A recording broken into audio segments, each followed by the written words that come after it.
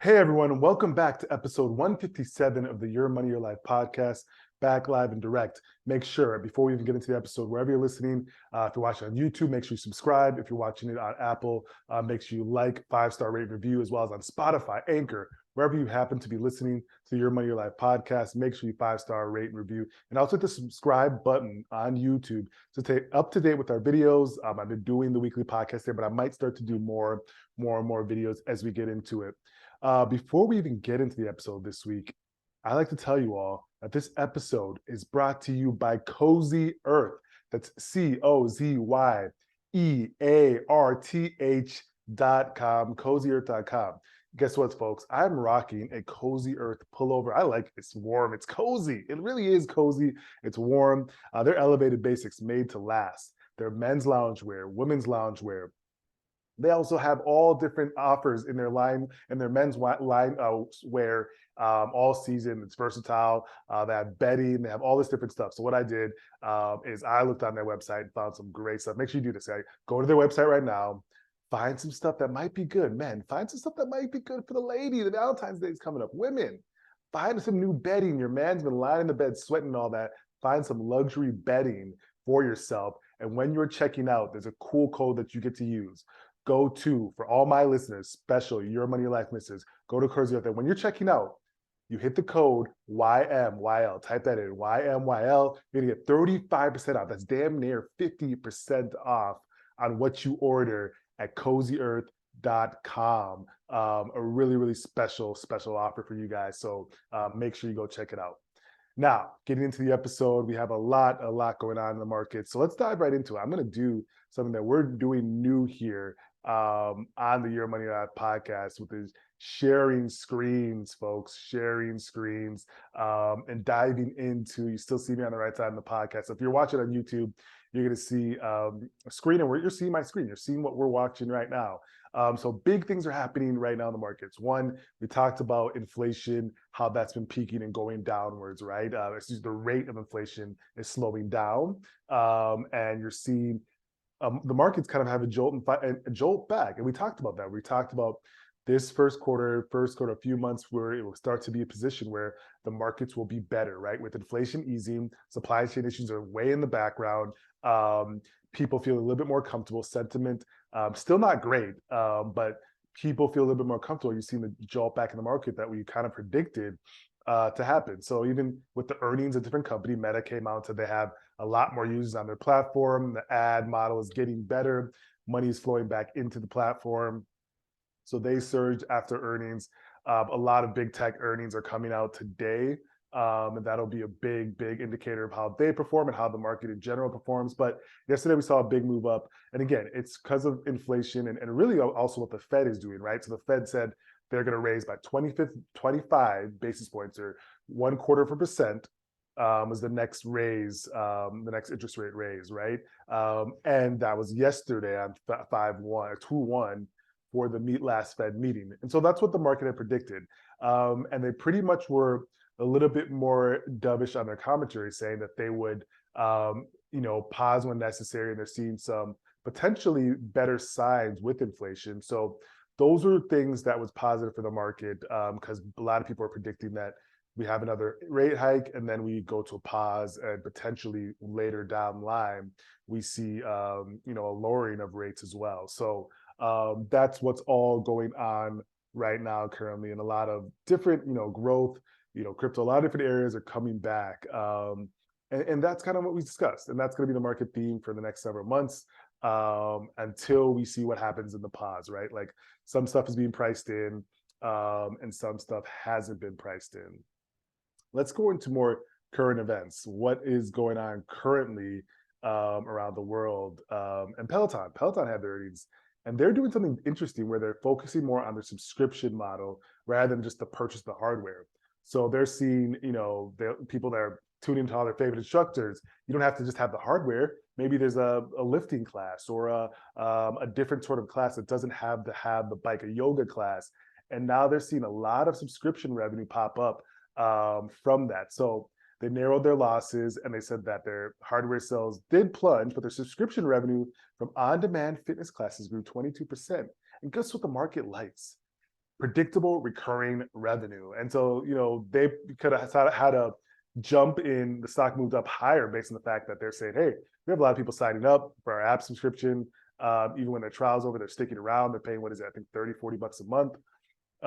And so that's a big, big thing that's going on with them. It's a stock that's struggling, it's still struggling. But don't get fooled by a lot of these moves ups in these companies. They're still down a lot year to day, or if you look at a year time frame or an 18-month time frame, there's still a lot of room for them to go, right? And some of them will, some of them won't. So it's quite interesting to see that factor.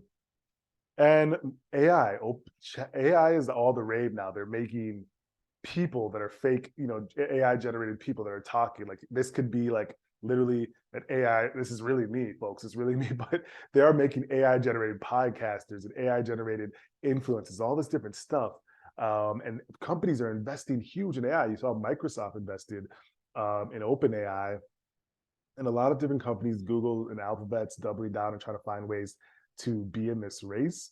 So I'm super curious to see where what happens, because like what does it take away, right? If AI comes, it eats up the market share of someone else, right? If you're talking about whether it's podcasters or different influencers and how their people are maneuvering, how is this going to take away market share from someone else that is doing something currently when AI becomes more mainstream, and they figure this thing out, which they seem to be close to figuring out very, very quickly.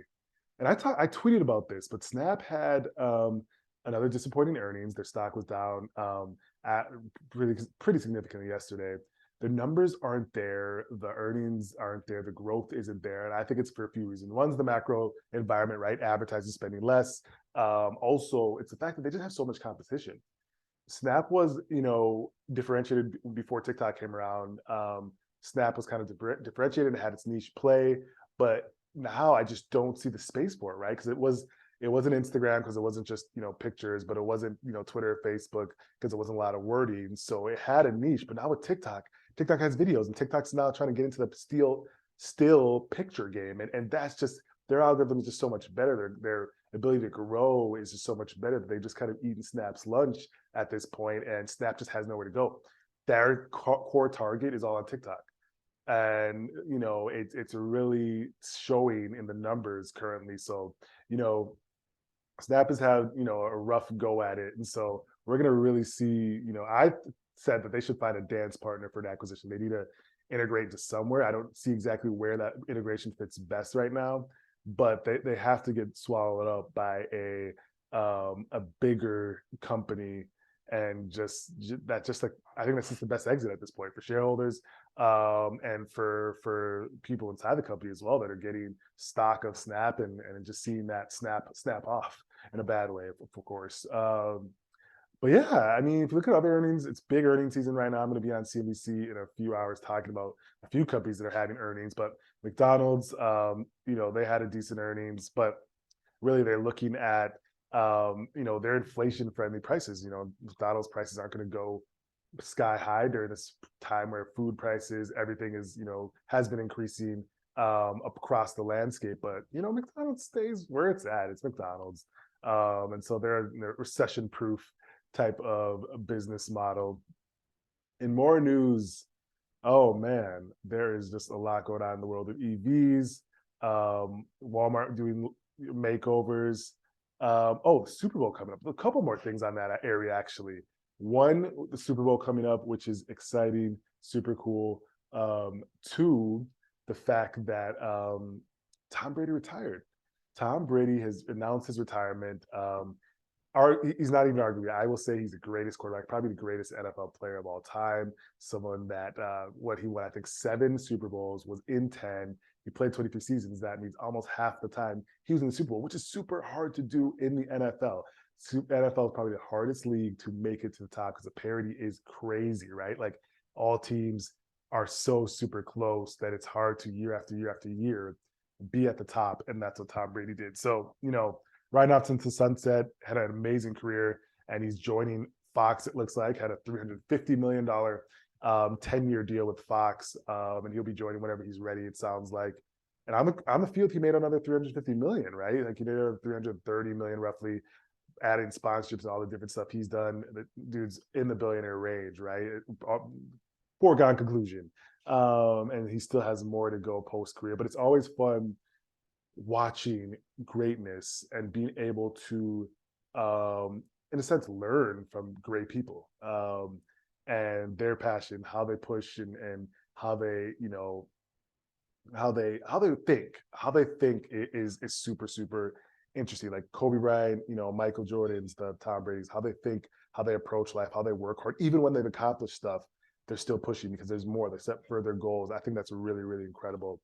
Um, Netflix is wow. They make plans to make users pay for accounts. That's interesting. We already knew this was coming. I wonder how they're gonna and how they're gonna actually make this happen. Like, what are they gonna do to make people pay for accounts? How are they gonna stop password sharing is the big question. But they've had a big decent comeback. What did we watch? Me and my girlfriend watched something on Netflix recently. There's been a few good things out. Oh, that was the You People. Controversial movie, but a lot of people liked it. I think most people liked it. I thought it was funny. It was a good little movie with Jonah Hill and Eddie Murphy and some others. Really, really good, fun little movie. And there's some other things popping up. The series You is coming back. The series You is coming back to Netflix, and that will be coming back relatively soon. So it'll be a good watch there as well. So lots of going on. I think we touched the major stuff. My Super Bowl prediction. I have to ride with my people and rock with the Kansas City Chiefs. I think they're just really they just got. I think it's their time. They have a player that's the best player in the football right now. They have a hunger that I haven't seen from a lot of teams. They're doing it through an injury, and just looks too good to be true on the Eagles side, right? If you look at the Eagles, they have everything going. The defense is going. The offense is going. They haven't had really a hiccup all season. I just don't think it's really hard to put together that perfect conclusion. And I think Kansas City and their leaders over there want it. So I got to ride with them. Of course, I have affiliations there, but I'm riding with them. We're riding with them on that. So we're not going to do questions of the week this week. I don't think we have to do any questions of the week. I do think we have a roundtable that I wanted to get to. Maybe we'll sneak in a question of the week as well. But the roundtable question or the roundtable discussion was primarily around, so when you think about it, what is, I always think about this in the sense of like the fact that no risk, no reward, right? If you think about the concept, no risk, no reward. If you call up any, all people like myself, wealth advisors, different people, whether they're wealth advisors or people that have seen other successful people make it, there was an inflection point where an entrepreneur took a risk to do something and it worked out well, right? You hear about all the success stories because they took a risk. People want stuff without taking a risk a lot of times, and you just can't get it. You aren't going to get an outsized return or outsized reward without taking an outsized risk as well. That's just like in the end of the day, you could just buy lottery tickets. That's the concept. It's such a thing that rarely happens, but you can buy lottery tickets. That's the only area where you're going to get an outsized return with little risk. You can buy lottery tickets, you can do all that, but that's not a way to do it. I've been deep into these, YouTube interviews of on one of the YouTube channels I watch, and they're just talking to successful people.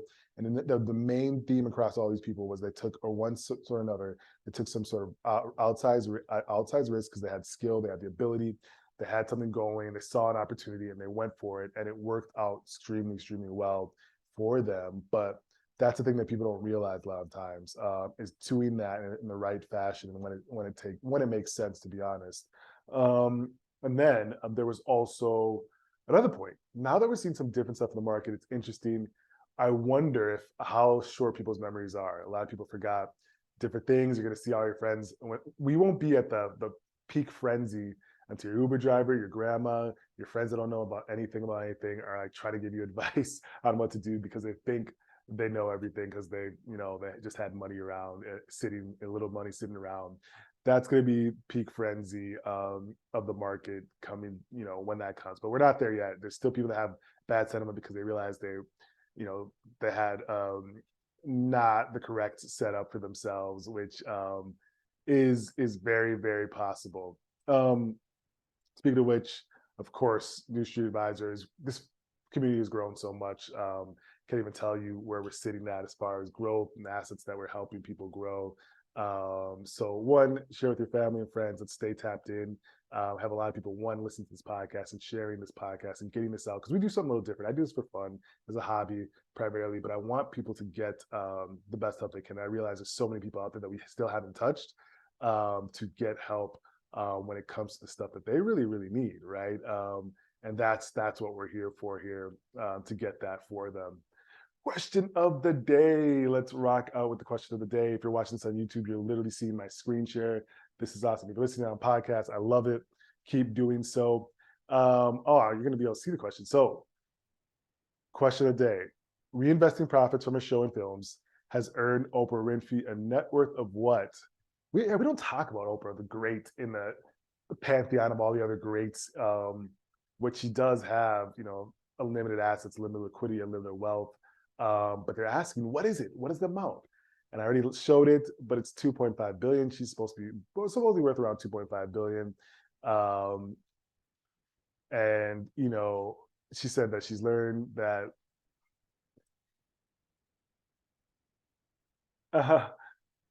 and so she's learned, okay, that's an interesting quote from her. I like that. Okay. So Oprah's really, really just, what is she doing nowadays? I watch her network. She has a network, but I know she has a network, obviously doing interviews, but she's just amazing. She has 3 decades of building an empire, and doing it in an amazing, amazing fashion, folks. Like, that's something people can aspire for. Oprah, we salute you. All right, folks, that's another episode of the Your Money Your Life podcast. Again, make sure you like, share, subscribe on YouTube, on Apple, Spotify, and send them that 5-star review. Share this with your family, and we will talk to you next week.